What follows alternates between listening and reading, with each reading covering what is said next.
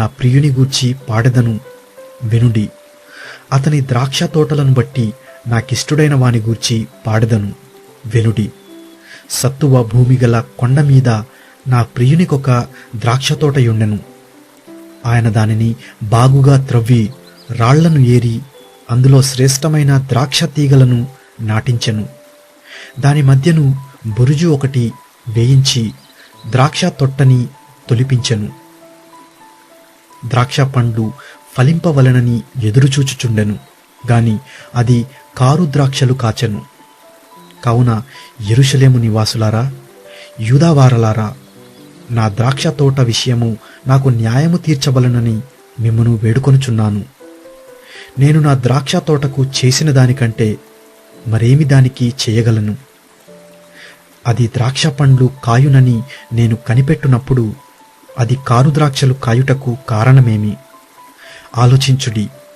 నేను నా ద్రాక్ష తోటకు చేయబోవు కార్యమును మీకు తెలియజెప్పెదను. నేను అది మేసివేయబడినట్లు దాని కంచెను కొట్టివేసెదను.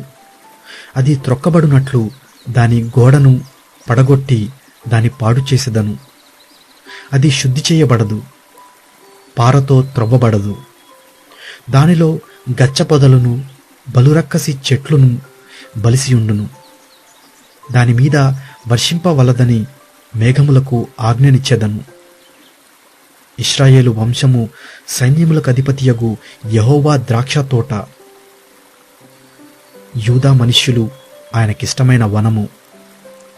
ఆయన న్యాయము కావాలనని చూడగా బలాత్కారము కనబడెను, నీతి కావాలనని చూడగా రోదనము వినబడెను.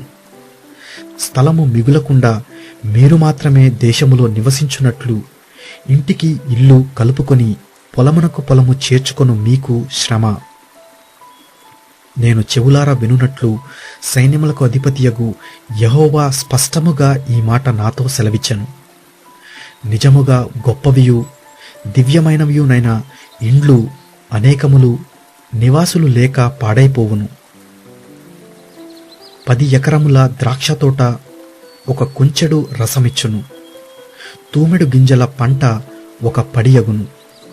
మద్యము త్రాగుదమని వేకువని లేచి ద్రాక్షారసము తమకు మంట పుట్టించు వరకు, చాలా రాత్రి వరకు పానము చేయు వారికి శ్రమ. వారు సితారా, స్వరమండల తంబూరా, సన్నాయిలను వాయించుచు ద్రాక్షారసము త్రాగుచు విందు చేయుదురు గాని యెహోవా పని యోచింపరు, ఆయన హస్త కృత్యములను లక్ష్యపెట్టరు. కావున నా ప్రజలు జ్ఞానము లేకయే చెరపట్టబడి పోవుచున్నారు. వారిలో ఘనులైన వారు నిరాహారులుగానున్నారు. సామాన్యులు దప్పిచేత జ్వరపీడితులగుదురు. అందుచేతనే పాతాళము గొప్ప ఆశ పెట్టుకొని అపరిమితముగా తన నోరు తెరచుచున్నది. వారిలో ఘనులను సామాన్యులను, ఘోష చేయువారును హర్షించువారును పడిపోవుదురు. అల్పులు అణగద్రొక్కబడుదురు, ఘనులు తప్పింపబడుదురు. గర్విష్ఠుల చూపు తగ్గును. సైన్యములకు అధిపతియగు యెహోవాయే తీర్పు తీర్చు మహిమపరచబడును. పరిశుద్ధుడవైన దేవుడు నీతిని బట్టి తన్ను పరిశుద్ధపరచుకొనును. అది మేతబీడుగా నుండును. గొర్రెపిల్లలు అచట మేయుదురు. గర్వించిన వారి బీడు భూమిని విదేశీయులైన కాపరులు అనుభవింతురు. భక్తిహీనతయును త్రాళ్లతో దోషమును లాగుకొను వారికి శ్రమ. బండమేకుల చేత పాపమును లాగుకొను వారికి శ్రమ. వారు ఇట్లనుకొనుచున్నారు, ఆయనను త్వరపడనిమ్ము, మేము ఆయన కార్యమును చూచునట్లు ఆయనను దానిని వెంటనే చేయనిమ్ము. ఇశ్రాయేలు యొక్క పరిశుద్ధ దేవుని ఆలోచన మాకు తెలియబడినట్లు అది మా ఎదుట కనబడనిమ్ము. కీడు మేలనియు మేలు కీడనియు చెప్పుకొని చీకటి వెలుగనియు వెలుగు చీకటి అనియు ఎంచుకుని వారికి శ్రమ. చేదు తీపి అనియు తీపి చేదనియు ఎంచుకుని వారికి శ్రమ. తమ దృష్టికి తాము జ్ఞానులమనియు తమ ఎన్నికలో తాము బుద్ధిమంతులమనియు తలంచుకొని వారికి శ్రమ. ద్రాక్షారసము త్రాగుటలో ప్రఖ్యాతి నొందిన వారికి, మద్యము కలుపుటలో తెగువగల వారికిని శ్రమ. వారు లంచము పుచ్చుకొని దుష్టుడు నీతిమంతుడని తీర్పు తీర్చుదురు. నీతిమంతుల నీతిని దుర్నీతిగా కనబడ చేయుదురు. సైన్యములకు అధిపతియగు యెహోవా యొక్క ధర్మశాస్త్రమును నిర్లక్ష్యపెట్టుదురు. ఇశ్రాయేలు యొక్క పరిశుద్ధ దేవుని వాక్కును తృణీకరించుదురు. కాబట్టి అగ్నిజ్వాల కొయ్య కాలును కాల్చివేయునట్లు, ఎండిన గడ్డి మంటలో భస్మమగునట్లు వారి వేరు కుళ్ళిపోవును. వారి పువ్వు ధూళివలే పైకి ఎగిరిపోవును.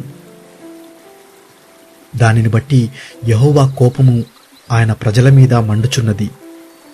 ఆయన వారి మీదికి తన బాహువు చాచి వారిని కొట్టగా పర్వతములు వణకుచున్నవి. వీధుల మధ్యను వారి కళేబరములు పెంటవలే పడియున్నవి. ఇంతగా జరిగినను ఆయన కోపము చల్లారలేదు. ఆయన బాహువు ఇంకనూ చాపబడియున్నది. ఆయన దూరముగానున్న జనములను పిలుచుటకును ధ్వజమునెత్తును. భూమి అంతము నుండి వారిని రప్పించుటకు ఈలగొట్టును. అదిగో, వారు త్వరపడి వేగముగా వచ్చుచున్నారు. వారిలో అలసిన వాడైనను తొట్టిల్లు వాడైనను లేడు. వారిలో ఎవడునూ నిద్రపోడు, కునుకడు. వారి నడికట్టు విడిపోదు. వారి పాదరక్షల వారు తెగిపోదు. వారి బాణములు వాడిగలవి. వారి విండ్లన్నీ ఎక్కుపెట్టబడియున్నవి. వారి గుర్రముల డెక్కలు చెకుముకి రాళ్లతో సమానములు. వారి రథచక్రములు సుడిగాలి తగిలినట్లు తిరుగును.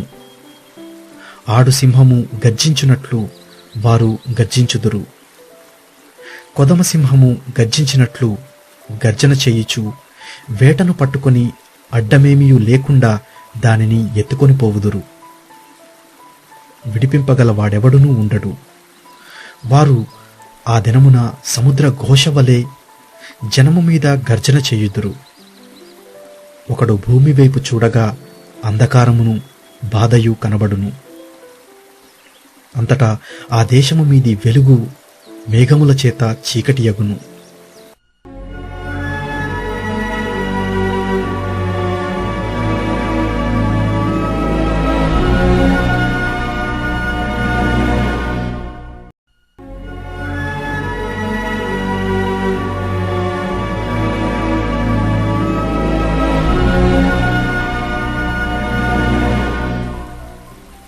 రాజైన ఉజ్జియా మృతి నొందిన సంవత్సరమున అత్యున్నతమైన సింహాసనమందు ప్రభువు ఆసీనుడై ఉండగా నేను చూచితిని.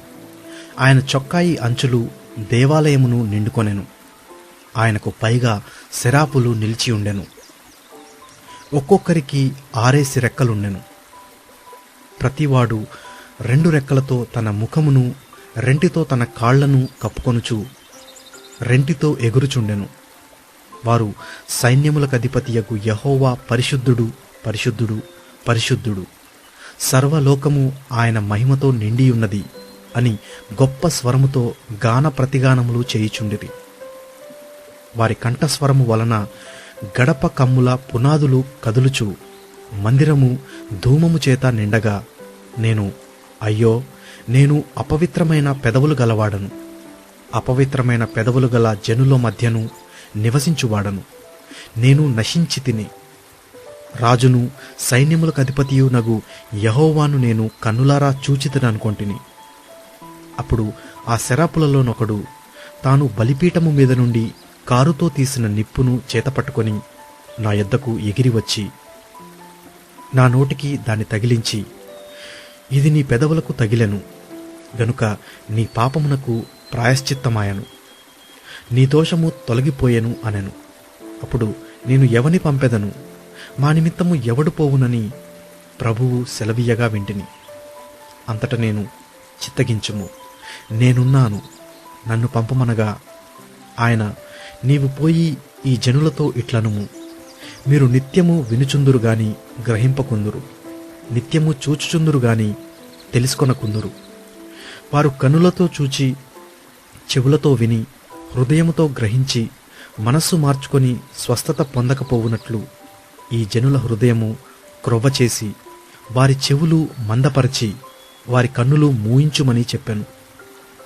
ప్రభువా, ఎన్నాళ్ల వరకని నేనడుగగా ఆయన, నివాసులు లేక పట్టణములును, మనుష్యులు లేక ఇండ్లును పాడగు వరకును, దేశము బొత్తిగా బీడగు వరకును, యెహోవా మనుషులను దూరముగా తీసుకొని పోయినందున దేశములో నిర్జనమైన స్థలములు విస్తారమగు వరకును అలాగునా జరుగును. దానిలో 10వ భాగము మాత్రము విడువబడినను అదియును నాశనమగును. సింధూర మస్తికి వృక్షములు నరకబడిన తరువాత అది మిగిలియుండు మొద్దువలే నుండును. అట్టి మొద్దు నుండి పరిశుద్ధమైన చిగురు పుట్టును.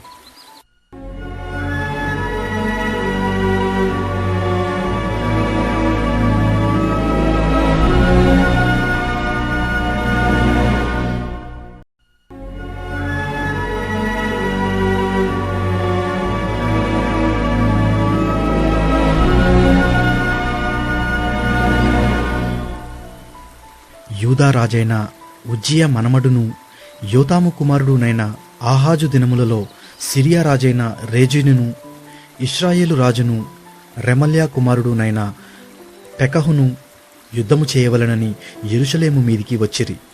కాని అది వారి వలన కాకపోయెను. అప్పుడు సిరియనులు ఎఫ్రాయిమీయులను తోడు చేసుకొనిరని దావీదు వంశస్థులకు తెలుపబడగా, గాలికి అడవి చెట్లు కదిలినట్లు వారి హృదయమును వారి జనుల హృదయమును కదిలెను. అప్పుడు యెహోవా యేషయాతో ఇలాగూ సెలవిచ్చెను, ఆహాజునెదుర్కొనుటకు నీవును నీ కుమారుడైన షయర్యాషూబును చాకిరేవు మార్గమున పైకోనేటి కాలువ కడకు పోయి అతనితో ఇలాగూ చెప్పుము, భద్రము సుమి, నిమ్మళించుము. పొగరాజుచున్న ఈ 2 కొరకంచు కొనలకు అనగా రెజీనును, సిరియనులు, రెమల్యా కుమారుడును అను వారి కోపాగ్నికి జడియకుము. నీ గుండె అవియనీయకుము. సిరియాయు ఎఫ్రాయిమును, రెమల్యా కుమారుడును నీకు కీడు చేయవలనని ఆలోచించుచు, మనము యూదా దేశము మీదికి పోయి దాని జనులను భయపెట్టి దాని ప్రాకారములను పడగొట్టి టెబాయేలను వాని కుమారుని దానికి రాజుగా నియమించదము రండని చెప్పుకొనిరి. అయితే ప్రభువైన యెహోవా ఇలాగు సెలవిచ్చుచున్నాడు, ఆ మాట నిలువదు, జరుగదు. దమస్కు సిరియాకు రాజధాని, దమస్కునకు రెజీను రాజు. 65 సంవత్సరములు కాకమునుపు ఎఫ్రాయిము జనము కాకుండా నాశనమగును. షోమ్రోను ఎఫ్రాయిమునకు రాజధాని, షోమ్రోనునకు రెమల్యా కుమారుడు రాజు. మీరు నమ్మకుండిన ఎడల స్థిరపడకయుందురు. యెహోవా ఇంకను ఆహాజునకు ఇలాగూ సెలవిచ్చెను, నీ దేవుడైన యెహోవా వలన సూచన నడుగుము. అది పాతాళమంతా లోతైనను సరే, ఊర్ధ్యలోకమంతా ఎత్తైనను సరే. ఆహాజు, నేను అడుగను, యెహోవాను శోధింపనని చెప్పగా అతడు ఇలాగు చెప్పెను, దావీదు వంశస్థులారా వినుడి, మనుష్యులను విసికించుట చాలదనుకొని నా దేవుని కూడా విసికింతురా? కాబట్టి ప్రభువు తానే యొక్క సూచన మీకు చూపును. ఆలకించుడి. కన్యక గర్భవతి అయి కుమారుని కని అతనికి ఇమ్మానుయేలను పేరు పెట్టును. కీడును విసర్జించుటకును మేలును కోరుకొనుటకును అతనికి తెలివి వచ్చినప్పుడు అతడు పెరుగు తేనెను తినును. కీడును విసర్జించుటకును మేలును కోరుకొనుటకును ఆ బాలునికి తెలివి రాకమునుపు నిన్ను భయపెట్టు ఆ 2 రాజుల దేశము పాడు చేయబడును. యెహోవా నీ మీదికిని నీ జనము మీదికిని నీ పితరుల కుటుంబపు వారి మీదికిని శ్రమదినములను ఎఫ్రాయిము యూదా నుండి తొలగిన దినము మొదలుకొని నేటి వరకు రాని దినములను రప్పించును. ఆయన అశ్షూరు రాజును నీ మీదికి రప్పించును. ఆ దినమున ఐగుప్తు నదుల అంతమందున్న జోగిరులను అశ్షూరు దేశములోని కందిరీగలను యెహోవా ఈలగొట్టి పిలుచును. అవి అన్నియు వచ్చి మెట్టల లోయలోను బండల సందులలోను ముండ్ల పొదలన్నిటిలోనూ గడ్డి బీటలన్నిటిలోనూ దిగి నిలుచును. ఆ దినమున యెహోవా నది యూఫ్రటీసు అద్దరి నుండి కూలికి వచ్చు మంగళ కత్తి చేతను అనగా అశ్షూరు రాజు చేతను తల వెంట్రుకలను కాళ్ల వెంట్రుకలను క్షౌరము చేయించును. అది గడ్డము కూడను గీచివేయును. ఆ దినమున ఒకడు ఒక చిన్న ఆవును 2 గొర్రెలను పెంచుకొనగా అవి సమృద్ధిగా పాలిచ్చినందున అతడు పెరుగు తినును. ఎలయనగా ఆ దేశంలో విడువబడిన వారందరూ పెరుగు తేనెలను తిందురు. ఆ దినమున 1000 వెండి నాణముల విలువగల 1000 ద్రాక్ష చెట్లుండు ప్రతి స్థలమున గచ్చపొదలను బలురక్కసి చెట్లును పెరుగును. ఆ దేశమంతయు గచ్చపొదలతోనూ బలురక్కసి చెట్లతోనూ నిండియుండును గనుక బాణములను విండ్లను చేతపట్టుకొని జనులు అక్కడికి పోవుదురు. పారచేత త్రవ్వబడుచుండిన కొండలన్నిటిలోనున్న బలురక్కసి చెట్ల భయము చేతను గచ్చపొదల భయము చేతను జనులు అక్కడికి పోరు. అది ఎడ్లను తోలుటకును గొర్రెలు త్రొక్కుటకును ఉపయోగమగును.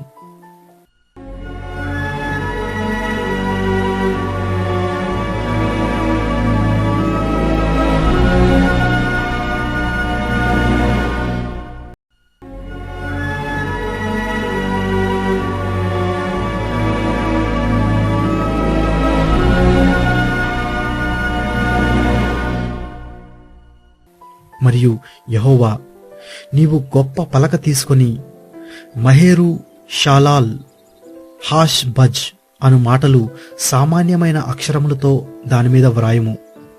నా నిమిత్తము నమ్మకమైన సాక్ష్యము పలుకుటకు యాజకుడైన ఉరియాను ఎబెరెక్యాను కుమారుడైన జకర్యాను సాక్షులనుగా పెట్టెదనని నాతో చెప్పగా నేను ప్రవక్తి యొద్దకు పోతిని. ఆమె గర్భవతి అయి కుమారుని కనగా యెహోవా అతనికి మాహేరు షాలాల్ హాష్ బజ్ అను పేరు పెట్టుము. ఈ బాలుడు నాయనా అమ్మా అని అననేరక మునుపు అష్షూరు రాజును అతని వారును దమస్కు యొక్క ఐశ్వర్యమును షోమ్రోను దోపుడు సొమ్మును ఎత్తుకొని పోవుదురనెను. మరియు యెహోవా ఇంకను నాతో ఈలాగు సెలవిచ్చెను, ఈ జనులు మెల్లగా పారు షీలోహు నీళ్లు వద్దని చెప్పి రెజీనును బట్టియు రెమల్యా కుమారుని బట్టియు సంతోషించుచున్నారు. కాగా ప్రభువు బలమైన యూఫ్రటీసు నది విస్తార జలములను అనగా అష్షూరు రాజును అతని దండంతటిని వారి మీదికి రప్పించును. అవి దాని కాలువలన్నిటికీ పైగా పొంగి ఒడ్డులన్నిటి మీదను పొర్లి పారును. అవి యూదా దేశంలోనికి వచ్చి పొర్లి ప్రవహించును. అవి కుతికల లోతగును. ఇమ్మానుయేలు, పక్షి తన రెక్కలు విప్పునప్పటి వలె దాని రెక్కల వ్యాపకము నీ దేశ వైశాల్యమంతటను వ్యాపించును. జనులారా రేగుడి, మీరు ఓడిపోవుదురు. దూరదేశస్థులారా మీరందరూ ఆలకించుడి. మీరు నడుము కట్టుకొనినను ఓడిపోవుదురు. ఆలోచన చేసినను అది వ్యర్థమగును. మాట పలికినను అది నిలువదు. దేవుడు మాతోనున్నాడు. ఈ జనుల మార్గమున నడువకూడదని యెహోవా బహుబలముగా నాతో చెప్పియున్నాడు. నన్ను గద్దించి ఈ మాట సెలవిచ్చెను. ఈ ప్రజలు బందుకట్టు అని చెప్పునదంతయు బందుకట్టు అనుకొనకుడి. వారు భయపడు దానికి భయపడకుడి. దాని వలన దిగులు పడకుడి. సైన్యములకు అధిపతియగు యెహోవాయే పరిశుద్ధుడనుకొనుడి. మీరు భయపడవలసిన వాడు ఆయనే. ఆయన కోసరమే దిగులు పడవలెను. అప్పుడాయన మీకు పరిశుద్ధ స్థలముగా నుండును. అయితే ఆయన ఇశ్రాయేలు యొక్క 2 కుటుంబములకు తగులు రాయిగాను అభ్యంతరము కలిగించు బండగాను ఉండును. యెరూషలేము నివాసులకు బోనుగాను చిక్కువలగాను ఉండును. అనేకులు వాటికి తగిలి త్రొట్టిల్లుచు పడి కాళ్ళు చేతులు విరిగి చిక్కుబడి పట్టుబడుదురు. ఈ ప్రమాణ వాక్యమును కట్టుము. ఈ బోధను ముద్రించి నా శిష్యులకు అప్పగింపుము. యాకోబు వంశమునకు తన ముఖమును మరుగు చేసుకొను యెహోవాను నమ్ముకొను నేను ఎదురుచూచుచున్నాను. ఆయన కొరకు నేను కనిపెట్టుచున్నాను. ఇదిగో నేనును యెహోవా నాకిచ్చిన పిల్లలను సియోను కొండ మీద నివసించు సైన్యములకు అధిపతియగు యెహోవా వలని సూచనలను గాను మహత్కార్యములను గాను ఇశ్రాయేలీయుల మధ్య ఉన్నాము. వారు మిమ్మును చూచి కన్న పిచాచి గల వారి యొద్దకును కిచకిచలాడి గొణుగు మంత్రజ్ఞుల యొద్దకును వెళ్లి విచారించుడని చెప్పినప్పుడు జనులు తమ దేవుని యొద్దనే విచారింపవద్దా? సజీవుల పక్షముగా చచ్చిన వారి యొద్దకు వెళ్లదగునా? ధర్మశాస్త్రమును ప్రమాణ వాక్యమును విచారించుడి. ఈ వాక్య ప్రకారము వారు బోధించిన ఎడల వారికి అరుణోదయము కలుగదు. అటివారు ఇబ్బంది పడుచు ఆకలిగొని దేశ సంచారము చేయుదురు. ఆకలిగొనుచు వారు కోపపడి తమ రాజు పేరను తమ దేవుని పేరను శాపములు పలుకుచు మీద చూతురు.